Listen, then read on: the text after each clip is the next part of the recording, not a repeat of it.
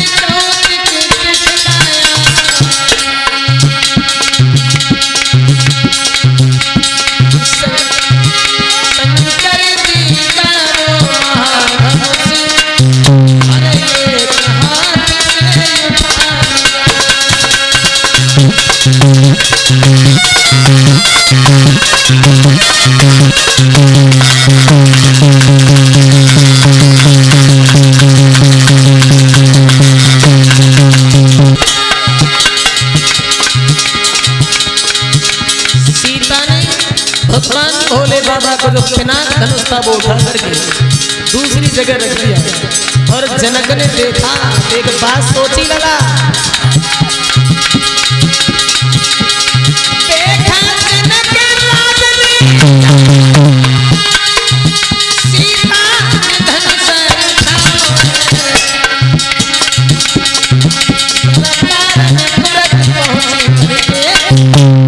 सबको ये बदल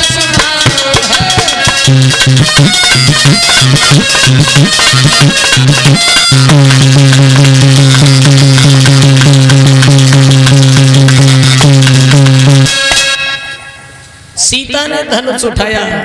कितनी उम्र थी? 5 साल 5 महीना 7 दिन की। उस दिन धनुष उठा करके दूसरी जगह रख दिया और उसके नीचे लीप दिया था।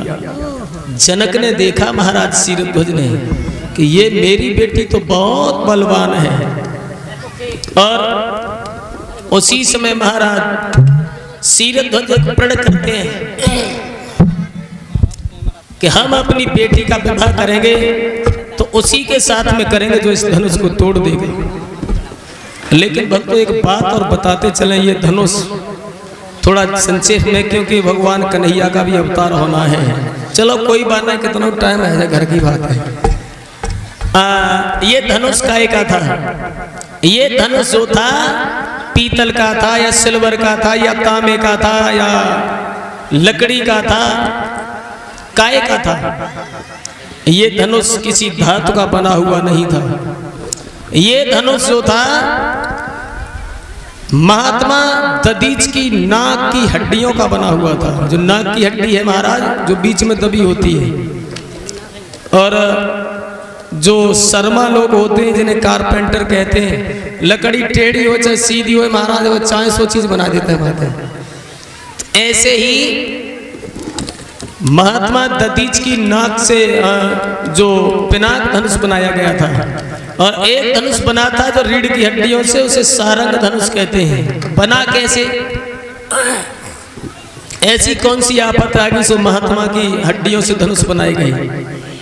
एक बार देवता में और राक्षसों में युद्ध छिड़ गया महाराज, और इतनी भारी लड़ाई जंग छिड़ गई जैसे आजकल अपने हिंदुस्तान और पाकिस्तान में चल रही है। इसी प्रकार से जब भी युद्ध चल रहा था तो दैत्यों से देवता लोग जो थे वो हार जाते थे। सभी देवता और देवराज इंद्र एकत्रित होकर के भगवान विष्णु के पास गए हैं और उन्हें सारी कहानी कह सुनाई, महाराज क्या करना चाहिए।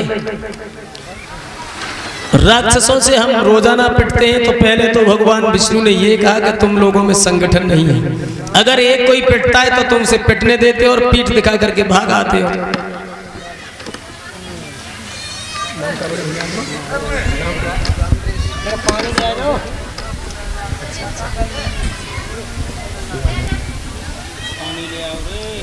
और ये हमारे रामवरेश भैया जी यानी हमारे बड़े भैया जी जो इसी ग्राम बूढ़ना के बसने वाले हैं और हमारे गले में फूलों का हार देकर के सम्मानित कर रहे हैं, यानी आशीर्वाद के रूप में हमें और 51 रुपये से पुरस्कृत कर रहे हैं और सभी साथियों को 10-10 रुपये से सम्मानित कर रहे हैं।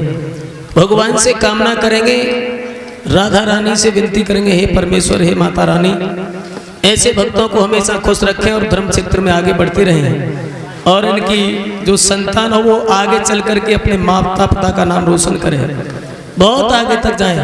बोलिए वृंदावन बिहारी लाल की जयकारो ना लगा रहे, आज गानो नहीं गाओ ताश, ठीक है, चलो भयाल गाएंगे, नहीं थोड़ी कथा अच्छी चल रही है इस वजह से। हाँ वो तो मैं समझता हूँ, देखो बड़े बूढ़े भी बैठे हैं, बड़े बूढ़ों की संख्या बहुत है, हाँ इसलिए तो चलो अभी लो, कोई बात ना है। आज तो कृष्ण अवतार वैसे भी होगा तो काय को दुखी है रे। तो महाराज भगवान विष्णु ने कहा चलो कोई बात नहीं है, आप ऐसा करो दधीच महात्मा के पास में चले जाओ और उनसे अगर मिल सके तो उनकी अस्थियां मांग लाओ, हड्डियां मांग लाओ। बोले कि महाराज उनकी हड्डियों से क्या होगा? जवाब दिया उनकी हड्डियां इतनी मजबूत हो गई तपस्या करते करते कि वो वज्र का काम करेंगे। बोले ठीक।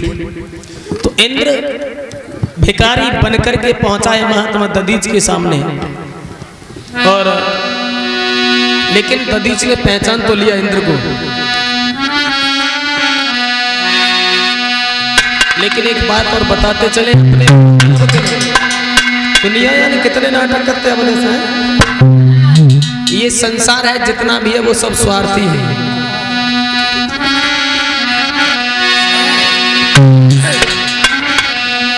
अरे मतलब के बिना कोई ना किसी का,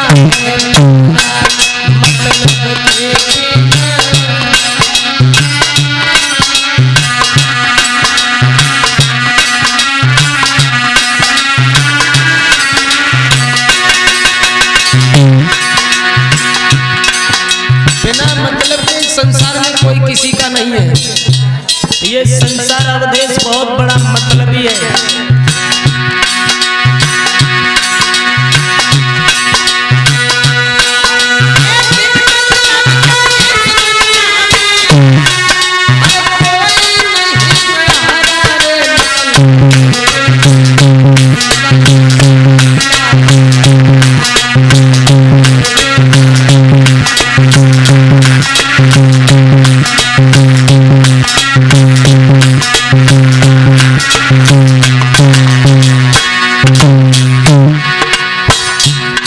जरा गौर करें शब्दों पर, कितना मतलबी है ये इंसान।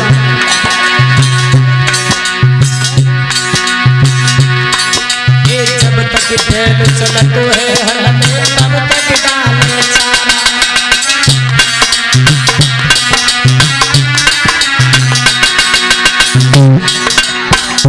बड़े बूढ़े बैठे इन लोगों ने बहुत बैलों के हल चलाए होंगे, और आजकल तो ट्रैक्टर है, बस लगाओ सैले पर जोते हैं बिजली। लेकिन बैल से जब तक मतलब रहता है तभी तक सेवा करते हैं। पहले तो हमारे रामदेव, थोड़ा धीरे चलो, जब तक बैल की मतलब था तब तक उसकी बहुत सेवा करते थे, क्योंकि सुबह हल चलाना मतलब है उससे। ना खाओ चारों डाले आए, ना खाओ तो रात में मिला जाए, क्योंकि मतलब है हल चलाना है। ये जब तक बैल चलत है हल में तब तक डाले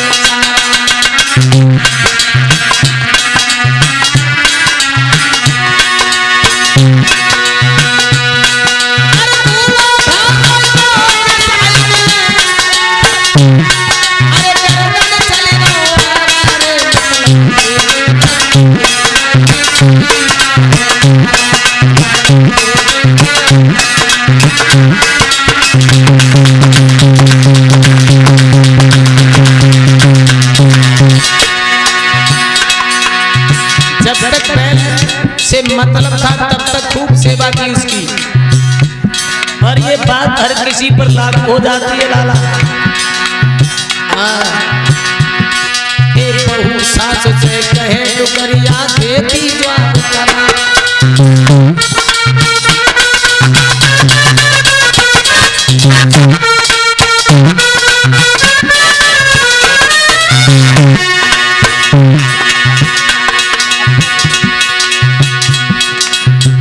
घर में अगर लड़का की बहू है और सास कमजोर है, चाहे ससुर हो, वे किसी काम के तो नहीं रहते महाराज। और जब काम के नहीं रहते तो क्या कहते पता है, ये टुकड़िया कल मेरे सो ध्यान हमें कोई मतलब नहीं। बहू सास से कहे टुकड़िया देती ज्वार करा।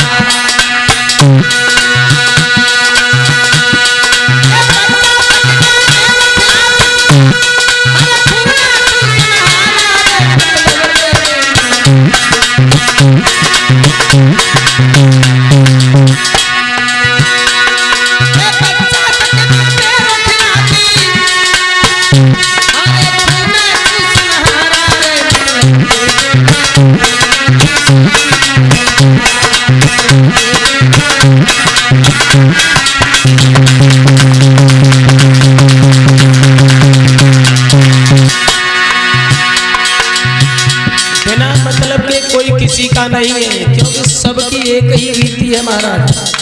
सुर नर मुनि सबकी यही रीति, स्वार्थ लाग करे सब रीति। ये चेला बन के ज्ञान सीख ले, भेद भाव में सारा।